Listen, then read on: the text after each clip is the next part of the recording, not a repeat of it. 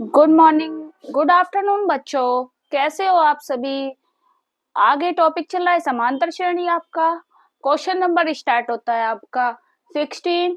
एक एपी में 50 पद है जिसका तीसरा पद 12 है और अंतिम पद 106 है, तो इसका 29वां पद ज्ञात कीजिए। Question number 16। तो 50 पद है तो तीसरा पद 12 दे रखा है, तो तीसरा पद निकालो A3। तो तीसरा पद निकलेगा a प्लस 2d। उसका मान a प्लस 2d बराबर जिसका तीसरा पद क्या दे रखा है 12। समीकरण आपकी बन गई 1। अंतिम पद क्या दे रखा है 106। जब आपका अंतिम पद 106 है यानी कि 29वां पद निकालना है। तो यहाँ से 50 पद है तो यहाँ से 50वां पद निकालो। a 50 बराबर a प्लस 49d।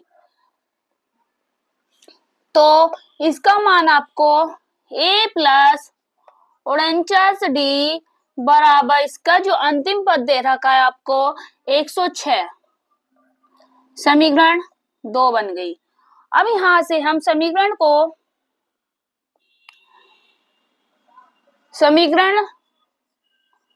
2 में से समीकरण 1 घटाने पर यानी कि समीकरण 2 माइनस समीकरण 1 कर दो। यहां से समीकरण 2 माइनस समीकरण 1 करेंगे तो हम यहां से a प्लस 49d बराबर 106 2 लिख दी समीकरण। अब फर्स्ट वाली लिखो a प्लस 2d बराबर 12। घटा दो समीकरण को तो a से a कैंसिल हो जाएगा। 49 में से 2 जाएंगे 47d बराबर हो जाएगा 106 में से 12 घटा दो तो आपका आ जाएगा 104।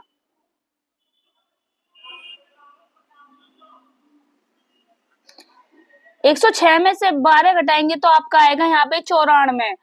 तो d बराबर आपका हो जाएगा 94/47। तो 47 दूनी होता है आपका 94।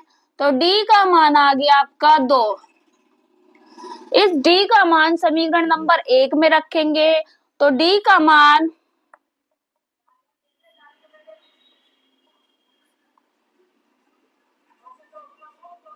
समीकरण 1 में रखने पर जब समीकरण नंबर 1 आपकी क्या है a प्लस 2d बराबर 12।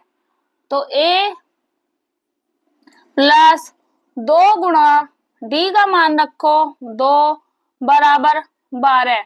तो a प्लस 4 बराबर 12 और a बराबर 12 में से 4 घटा दो तो a का मान क्या आ जाएगा आपका 8। लेकिन इसमें पूछ रहा है आपका 29वां पद। तो यहां से हम 29वां पद निकालेंगे तो a का मान तो 2 8 आ गया और d का मान आपका आ गया 4। a का मान 8 और d का मान 4। तो यहां से 29वां पद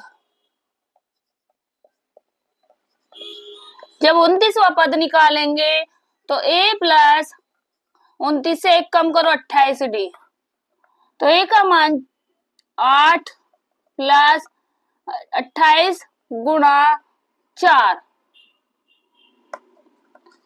तो 4 अट्ठे 32 4 दूनी 8 111 और 111 और ये 112 और 8 कितना हो गया आपका 120।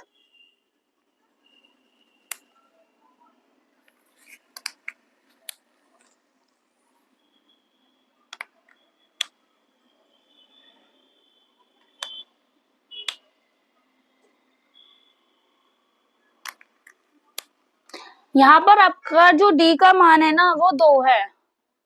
बच्चों गलत हो गया यहाँ पे थोड़ा सा आपका। तो यहाँ से डी का मान 2 रख दो बस, यहाँ तो डी आएगा, यहाँ पे आपका 2 हो जाएगा और डी का 28 दूनी हो जाएगा आपका 96 और 96 और 8 आपका हो जाएगा 64, नहीं 28 दूनी हो जाएगा आपका 56 और 56 और 8 कितना हो जाएगा 64। ये मेरे डी का मान थोड़ा सा गलत हो गया था। अगला क्वेश्चन देखो,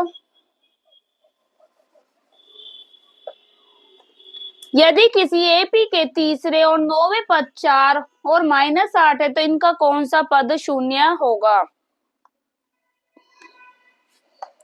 तो 17 क्वेश्चन, तीसरा पद निकालो A3, तो तीसरा पद क्या होगा A + 2D, तो A + 2D की वैल्यू आपकी क्या होगी, ये दोबारा 17 यहां से देखो बच्चों, A3 तो A + 2D की वैल्यू आपकी जो दे रखी है वो 4, तो A + 2D की वैल्यू आ गई आपकी, समीकरण क्या बन गई 1।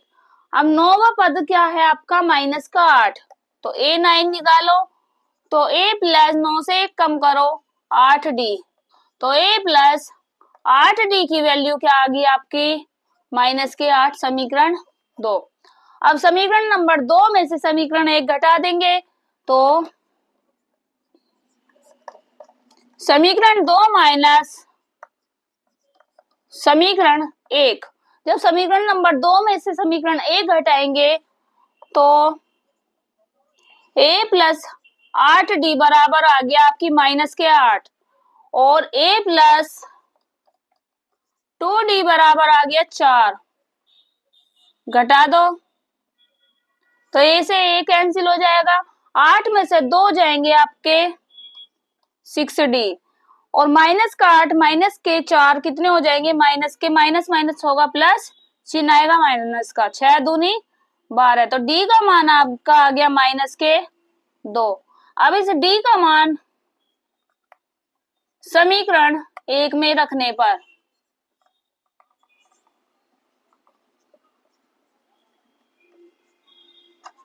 जब D का मान समीकरण नंबर 1 में रखेंगे तो A + 2D बराबर 4, तो A + 2 गुणा -2 बराबर 4, तो A 2 दूनी 4 माइनस के बराबर 4, तो A बराबर 4, ये इधर जाएगा तो ये आपका प्लस का बन जाएगा, तो A बराबर हो जाएगी 8। अब कह रहा है वो कौन सा पद आपका शून्य होगा, तो nवां पद आपका क्या होगा, वो शून्य होगा। तो an = 0, तो an का मान रखो A + n - 1 × D = 0, A के स्थान पे 8 रखो, प्लस के n का मान निकालना है, D की वैल्यू आपकी -2 आई, तो 8 प्लस इसकी 2 की कर दो मल्टीप्लाई, -2n आ गया और इस माइनस माइनस होगा प्लस, 2 एकम 2 बराबर 0, तो 8 और 2 10 हो गया आपका, -2n बराबर 0, तो यहाँ से 10, इस -2n को जब इधर लेके जाएंगे तो वो आपका प्लस का बन जाएगा और 2 पंजे 10, तो n की वैल्यू क्या आ जाएगी आपकी 5।